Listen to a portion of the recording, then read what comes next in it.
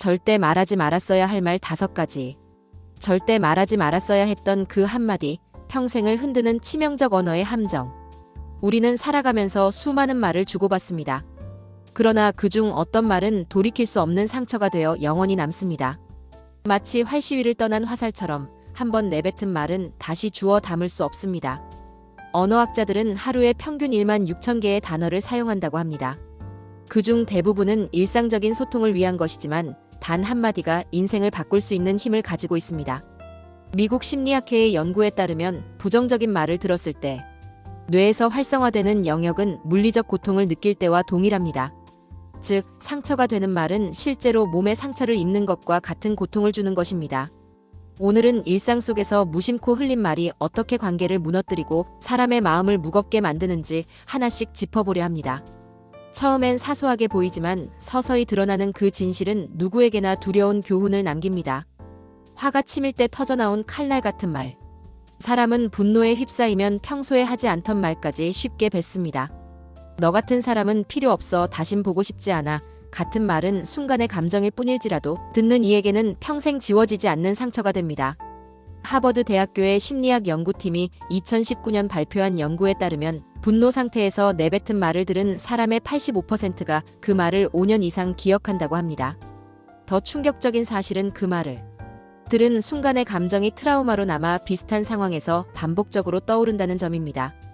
특히 가족이나 연인, 가까운 친구일수록 그 충격은 배가 됩니다. 분노가 가라앉은 후 아무리 미안하다고 해도 이미 상대 마음속에는 나를 이렇게 생각했구나라는 불신이 뿌리내립니다. 신경과학자들이 뇌 촬영을 통해 발견한 바에 따르면 가까운 사람으로부터 상처받는 말을 들었을 때 활성화되는 뇌 영역은 배신감을 느낄 때와 동일한 부위입니다.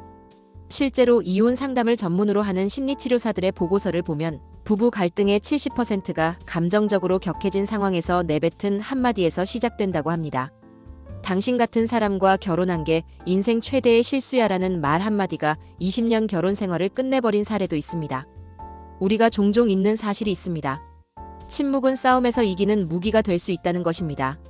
감정이 가라앉을 때까지 시간을 벌어주는 그 침묵이 사실은 가장 강력한 지혜일 때가 많습니다.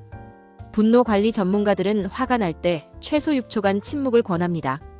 이는 아드레날린과 코르티솔 같은 스트레스 호르몬이 뇌에서 정상 수준으로 돌아가는데 필요한 최소 시간이기 때문입니다. 무심코 흘린 사적인 이야기의 무게. 우리 집 사정이 사실은 말이야. 내가 예전에 이런 실수를 했는데. 가까운 사람이라 믿고 내뱉은 말이 예상치 못한 방향으로 흘러가 버리는 경우가 있습니다. 그 이야기가 다른 사람에게 전해지고 때로는 오해로 덧칠되며 결국 본인에게 되돌아올 때는 돌덩이처럼 무겁게 내려앉습니다. 정보화 사회에서 이런 현상은 더욱 심각해졌습니다. 옥스퍼드 대학교의 사회학과에서 진행한 2020년 연구에 따르면 개인적인 이야기 하나가 소셜미디어를 통해 전파될 때 원래 의미에서 평균 40%가 왜곡된다고 합니다. 더욱이 그 이야기가 세 번째 사람에게 전달될 때는 원래 내용의 60%가 변질됩니다. 정보는 한번 풀리면 걷잡을 수 없습니다. 그래서 현명한 사람은 늘 스스로에게 묻습니다. 이 이야기를 굳이 지금 해야 할까? 한 대기업 임원이 신뢰하는 동료에게 회사 내부 사정을 털어놓았다가 그것이 경쟁사로 흘러가 수십억 원의 손실을 본 사례가 있습니다. 개인적으로는 더 아픈 경우도 많습니다. 친구에게 털어놓은 가족 간의 갈등이 소문으로 퍼져 가족 관계가 더욱 악화된 사례, 연인 간의 사적인 문제를 친구에게 상담했다가 그것이 헤어진 후 약점으로 작용한 사례들이 그것입니다. 심리학자들은 이를 정보 확산의 나비 효과라고 부릅니다. 작은 정보 하나가 예상치 못한 큰 결과를 만들어낸다는 의미입니다. 스탠퍼드 대학교의 연구진이 분석한 바에 따르면 개인적인 비밀을 털어놓은 사람 중 73%가 나중에 그 결정을 후회한다고 응답했습니다. 사람 사이의 거리에는 적당한 비밀이 필요합니다. 모든 것을 다 털어놓는 솔직함이 항상 관계를 지켜주지 않는다는 사실, 그것이 우리가 배워야 할 두 번째 진실입니다. 단호한 거절, 마음을 닫아버리는 순간. 안 돼요. 못해요. 간단하고 명확한 말 같지만 듣는 사람 입장에서는 그 속에 냉정함과 단절의 기운을 읽습니다. 부탁은 쉽게 꺼내는 것이 아닙니다.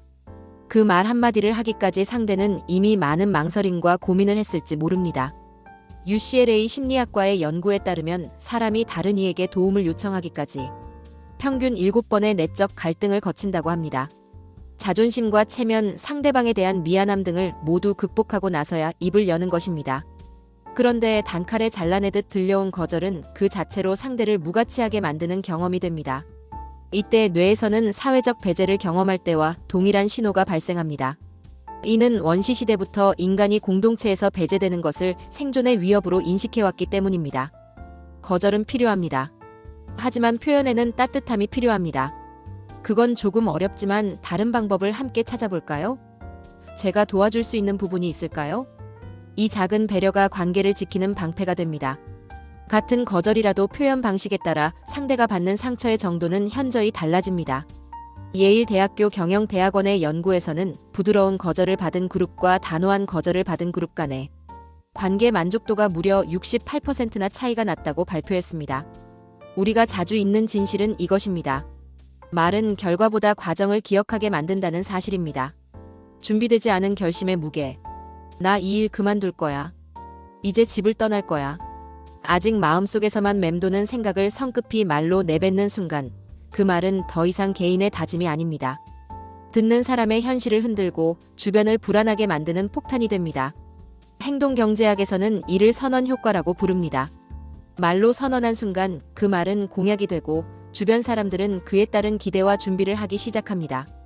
하버드 비즈니스 스쿨의 연구에 따르면 충동적으로 퇴사 의사를 밝힌 직장인 중 실제로 퇴사를 실행하는 비율은 23%에 불과하지만 그 선언으로 인해 발생하는 조직 내 불안감과 업무 차질은 상당하다고 합니다. 상대는 진지하게 받아들이고 조언을 쏟아내지만 정작 본인은 그저 감정의 표현일 뿐이었을 수도 있습니다. 그때부터 말한 사람은 부담을 안게 되고 듣는 사람은 혼란을 떠안습니다. 한 대학생이 부모에게 나 학교 그만둘 거야 라고 화가 난 채로 말했다가 부모가 진지하게 받아들여 모든 학비 지원을 중단하겠다고 선언한 사례가 있습니다. 학생은 단지 시험 스트레스로 인한 일시적 감정 표현이었지만 그 한마디로 인해 가족관계에 큰 균열이 생겼습니다. 결심은 마음속에서 충분히 다듬어진 후에야 말로 꺼내야 합니다. 왜냐하면 말은 단순한 호흡이 아니라 타인의 인생에도 울림을 주는 파문이기 때문입니다. 자랑은 때로 칼보다 깊게 베인다. 우리 아이가 이번에 상을 탔어. 내가 이번에 큰 성과를 냈지. 자랑은 본인에게는 기쁨이지만 듣는 사람에게는 상처가 될 수 있습니다. 특히 사회가 끊임없이 비교를 강요하는 지금, 자랑은 부러움이 아닌 열등감과 위축을 남길 수 있습니다. 사회심리학에서는 이를 사회비교 이론으로 설명합니다.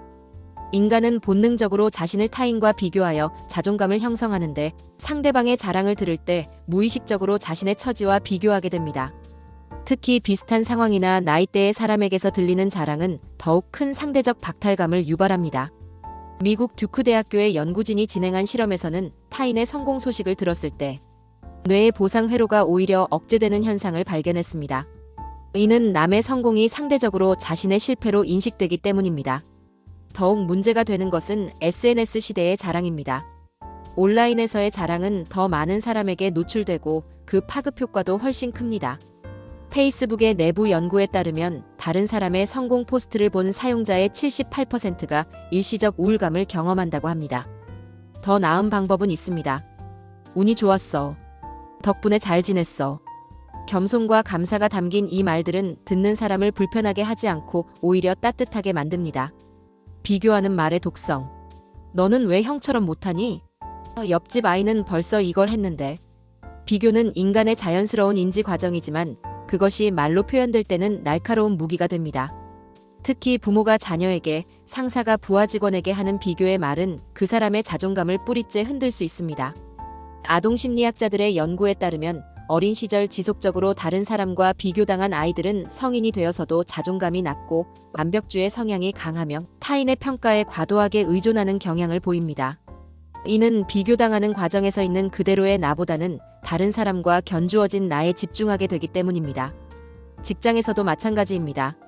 A팀은 벌써 프로젝트를 마쳤는데 너희는 뭐 하고 있어? 라는 식의 비교는 동기부여가 아닌 스트레스와 위축을 가져옵니다.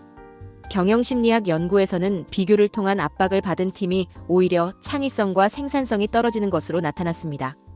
진심을 가장한 잔인한 솔직함. 솔직히 말하면 너 살 좀 빼야 할 것 같아. 내가 너를 위해서 하는 말인데 그 옷은 정말 안 어울려. 너를 위해서라는 전제를 달고 나오는 말들은 때로 가장 잔인합니다. 진심과 배려를 가장하고 있기 때문에 듣는 사람은 감사해야 할 것 같은 착각에 빠지지만 실제로는 깊은 상처를 받습니다. 심리학에서는 이를 독성 솔직함이라고 부릅니다. 말하는 사람은 자신이 도움을 주고 있다고 생각하지만 실제로는 상대방의 자존감과 자신감을 훼손하는 행위입니다. 사람의 외모, 능력, 성격에 대한 직접적인 비판은 아무리 선의로 포장되어도 상처가 됩니다. 특히 본인이 이미 알고 있거나 신경 쓰고 있는 부분에 대한 지적은 더욱 아픕니다. 배려가 담긴 솔직함과 잔인한 솔직함의 차이는 표현 방식에 있습니다. 요즘 건강이 걱정돼서 그런데 함께 운동해볼까? 와 살 좀 빼라는 천지 차이입니다. 약속을 가볍게 여기는 말. 나중에 시간 되면 만나자. 언젠가 한번 놀러 갈게. 구체적이지 않은 약속은 상대방에게는 희망을 주지만 대부분 지켜지지 않아 실망으로 바뀝니다. 이런 말들은 그 순간을 넘기기 위한 사교적 표현일 수 있지만 듣는 사람에게는 진짜 약속으로 받아들여집니다. 사회심리학자들은 이를 사회적 계약 위반으로 봅니다. 비록 구체적이지 않더라도 약속의 형태로 표현된 말은 상대방에게 기대를 갖게 하고 그 기대가 충족되지 않을 때 신뢰도가 떨어집니다. 더 정직한 표현은 요즘 너무 바빠서 언제 시간이 날지 모르겠으나 상황이 정리되면 연락드릴게입니다. 이런 표현은 상대방으로 하여금 현실적인 기대를 갖게 합니다. 감정을 부정하는 말들. 그깟 일로 왜 그래? 너무 예민한 거 아냐? 다른 사람의 감정을 평가하고 판단하는 말들은 그 사람의 존재 자체를 부정하는 것과 같습니다. 감정에는 옳고 그름이 없습니다. 다만 그 감정을 어떻게 표현하고 다루느냐의 차이가 있을 뿐입니다.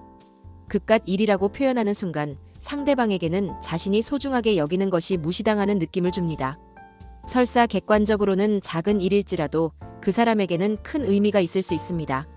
더 좋은 반응은 많이 힘들었겠네, 그런 일이 있었구나처럼 상대의 감정을 먼저 인정해주는 것입니다.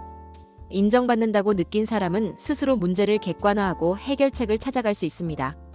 과거를 들먹이는 말의 파괴력. 너는 항상 그래. 작년에도 똑같은 실수했잖아. 과거의 실수나 문제를 현재 상황에 끌어와서 비교하는 말들은 상대방을 절망시킵니다.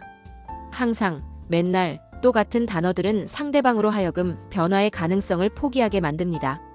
인간은 성장하고 변화하는 존재입니다. 과거의 모습으로만 판단당한다면 발전할 의욕을 잃게 됩니다. 특히 가족이나 연인 관계에서 이런 말들이 반복되면 관계 자체에 대한 회의감이 생깁니다. 건설적인 접근은 이번에는 어떻게 하면 더 좋을까? 처럼 미래지향적인 표현을 사용하는 것입니다. 서서히 드러나는 진실. 우리는 종종 말이야 뭐 그냥 하는 거지라고 가볍게 생각합니다. 하지만 언어는 결코 가볍지 않습니다.